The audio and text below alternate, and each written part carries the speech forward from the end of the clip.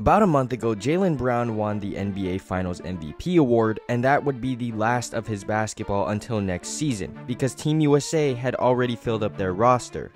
But then news came out that Kawhi Leonard had withdrawn from the Olympics, opening up a spot for Jaylen Brown to potentially play. But then Derek White was selected over him, and it left everyone wondering why that was the choice. And Grant Hill, the manager of Team USA, had a response ready. You can't, you get 12 spots, and you have to build a team.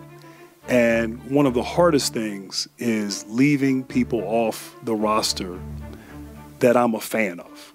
He states that his goal is to make a team, which definitely is the right thing to do, but I don't think that's the full truth.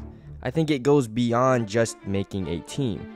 When Jaylen was drafted into the NBA in 2016, he signed a deal with Adidas, which would last him for his first 5 seasons. But since Brown's Adidas shoe deal ended in 2021, Jaylen has been a sneaker-free agent. However, he continues to wear Nike products, specifically their shoes. Well, with some personal touches.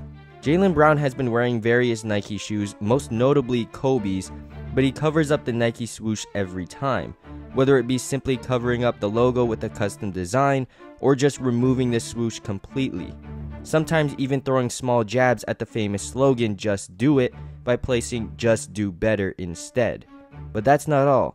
In 2022, during the whole Kyrie Irving and Nike situation, Jaylen Brown had criticized Phil Knight, the Nike founder, saying, "Since when did Nike care about ethics?" And at this point, the beef between Nike and Jaylen Brown was definitely a notable thing. But why is this important? Well, Team USA is affiliated with Nike, so I don't think it's a stretch to assume there's some other reasons besides just making a team as to why Jaylen Brown was not selected. Nike clearly has personal beef with Brown and did not want him anywhere near Team USA, and because of the existence of this beef, Grant Hill was caught in a very obvious lie. The responsibility that I have is to put together a team, and a team that complements each other, a team that fits, a team that will give us the best opportunity for success. If the ultimate goal is to make a great team, why would the decision be to replace Kawhi Leonard with Derek White and not a player that can play like Kawhi? Jaylen Brown is a bigger two-way wing that can score at an elite level and defend, reminiscent of Kawhi. I understand Derek White is more role player oriented and theoretically would fit in better with a team full of superstars, considering he doesn't need to be a scoring option at all. But if that's the case, why would Grant Hill even select Kawhi in the first place?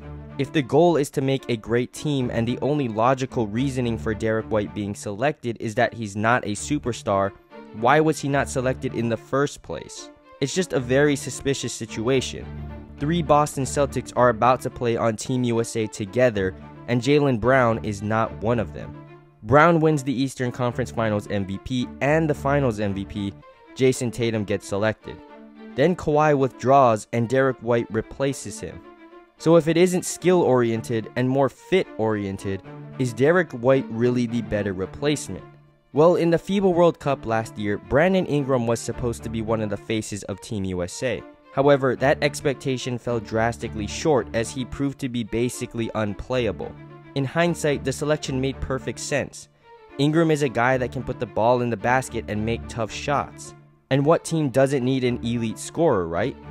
Well, Team USA doesn't.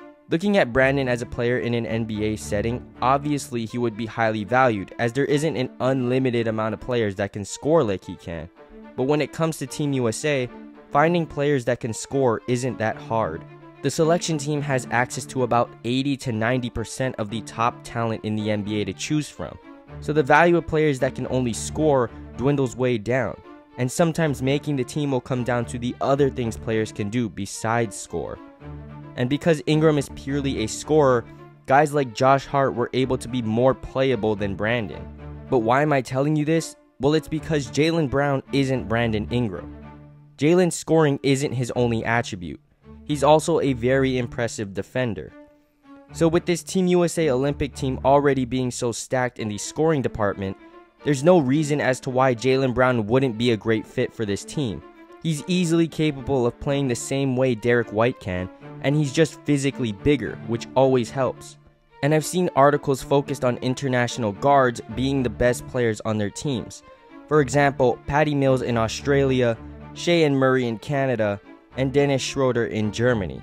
Because of this trend, people have said that defensive guards have become more important than defensive wings, something that is so ridiculously wrong.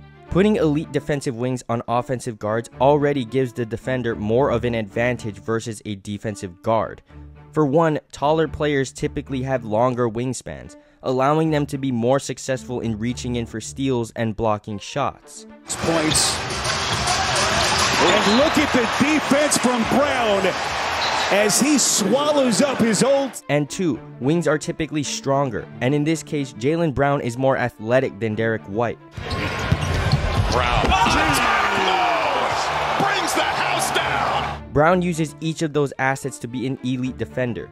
He's more versatile than Derek as he can be used to guard 1s, 2s, 3s, even 4s.